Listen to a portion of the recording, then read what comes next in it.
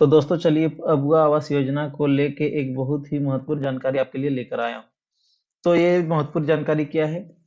तो चलिए हम जानते हैं। तो ये अबुआ आवास योजना के लिए अगर आप जैसे कि आपके आप लेने योग्य हैं और आपको अबुआ आवास का योजना नहीं मिला, जो लेने लायक नहीं है, अब जो अबुआ आवास के क्राइटेरिया में नहीं आता है उसको उसको अबुआ आवास मिल रहा है, और जो क्राइटेरिया में जो अबुआ आवास के क्राइटेरिया में आ रहा है उसे अबुआ आवास योजना नहीं मिल रहा। तो इसके लिए हम क्या करेंगे? तो हम इसके लिए पहले शिकायत करेंगे। शिकायत करना है, शिकायत करेंगे। तो अबुआ आवास योजना के लिए हम शिकायत कैसे करेंगे? उसके बाद आरटीआई आरटीआई कैसे करेंगे? तो चलिए जानते हैं शिकायत कैसे करेंगे।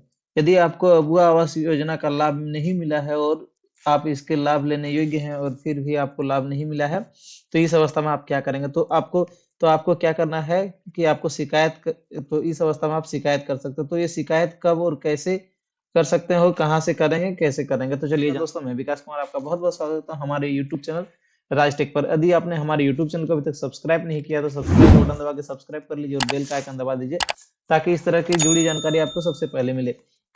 तो चलिए शुरू करते हैं। सबसे पहले जानते हैं कि अगर आप जैसे कि अभी अब ग्राम सभा वेरिफिकेशन हो रहा है, जैसे कि आप अभी अबुआ आवास में आपका जो आवेदन किए हैं उस सब चीज का आपके घर में आके आपके ग्राम पंचायत से टीम और जो आपके ब्लॉक से टीम है वो आके वेरिफिकेशन कर रहा था। वेरिफिकेशन करने के बाद आपके गांव में ग्राम सभा होती है। ये ग्राम सभा कब होगा? तो ये पहले जानते हैं। तो देखिए आप यहाँ पे देख सकते हैं ग्राम सभा जो यहाँ क्या है, यहाँ पे 4 नंबर पे देख सकते हैं विशेष ग्राम सभा आयोजित करने की तिथि। तो कब से कब है कि 25/12/2023 से दिनांक 4/1/2024 तक आपके गांव में आयोजित किया जाएगा। आपके गांव में आयोजित किया जा रहा है, आयोजित किया जाएगा जो है आपके गांव के ग्राम सभा।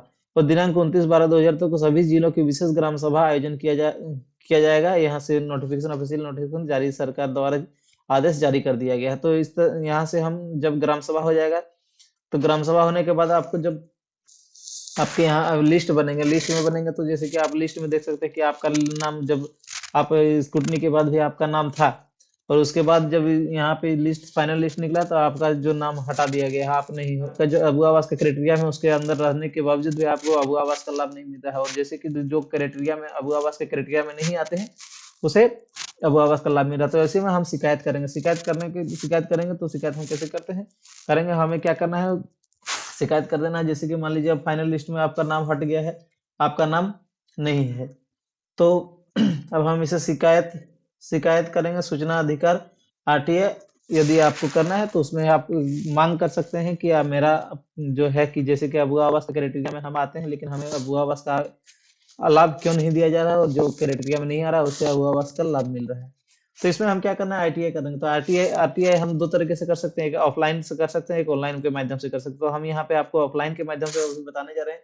तो ऑफलाइन ऑफलाइन के माध्यम से अगर हम करने जाएंगे तो कैसे करना है तो चल जानेंगे। उससे पहले हम जान लेते हैं कि हम कब इसका शिकायत कर सकते हैं, कब से कब तक, कितना देर तक हम इसका शिकायत करेंगे, कब हम करेंगे और कैसे करेंगे।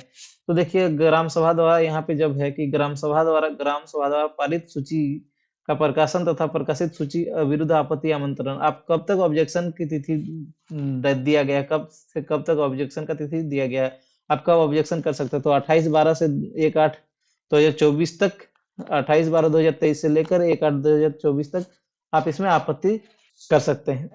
हम जो है प्रखंड विकास पदाधिकारी को अपना ब्लॉक में हम एक आवेदन लिखेंगे। तो आवेदन क्या लिखना है? तो एक व्हाइट पेपर ले लेना है, उसमें लिखना है सेवा में श्रीमान प्रखंड विकास पदाधिकारी। उसका विषय लिखना है सूचना के अधिकार अधिनियम 2005 के तहत सूचना प्राप्त करने के संबंध में। उसका महाशय सविनय निवेदन यह है कि आप अपना नाम लिखेंगे, एड्रेस लिखेंगे।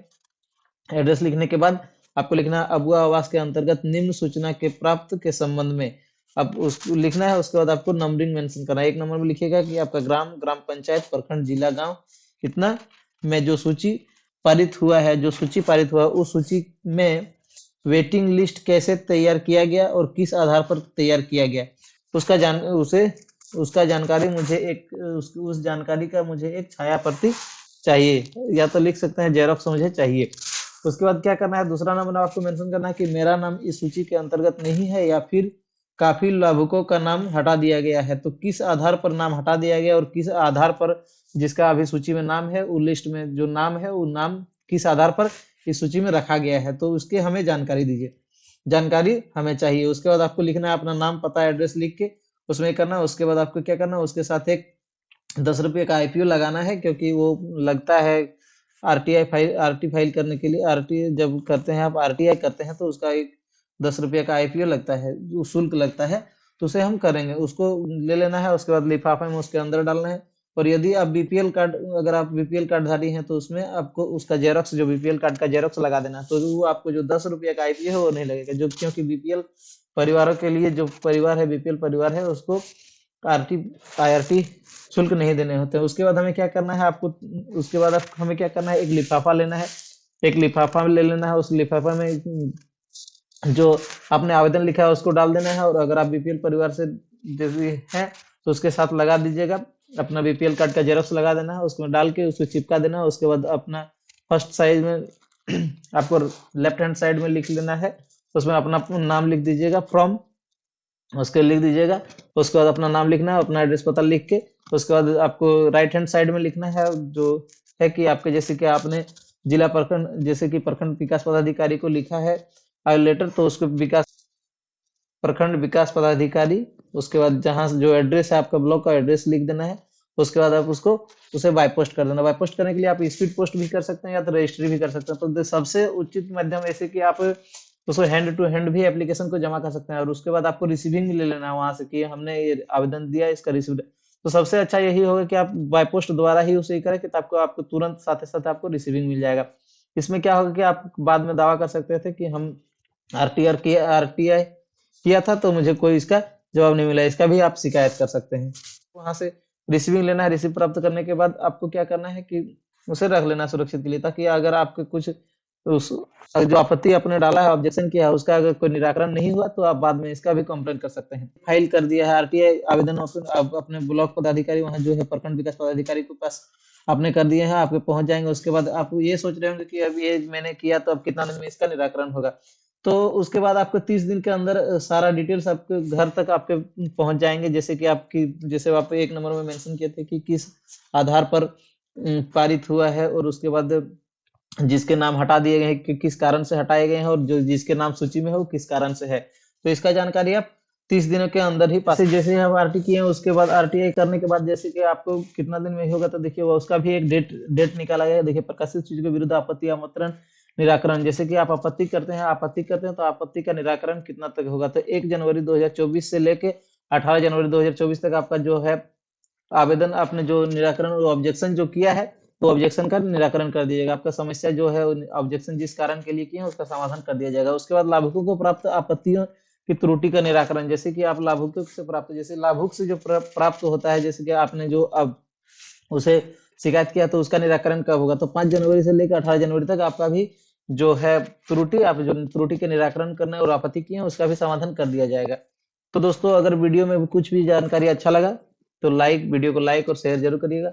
और दोस्तों, साथ में ये बता दें कि अगर आप हमारे साथ जुड़े रहना चाहते हैं, तो आप व्हाट्सएप पे डिस्क्रिप्शन में लिंक दिया हो, व्हाट्सएप ग्रुप में जुड़ सकते हैं। उसके बाद टेलीग्राम ग्रुप में जुड़ सकते हैं।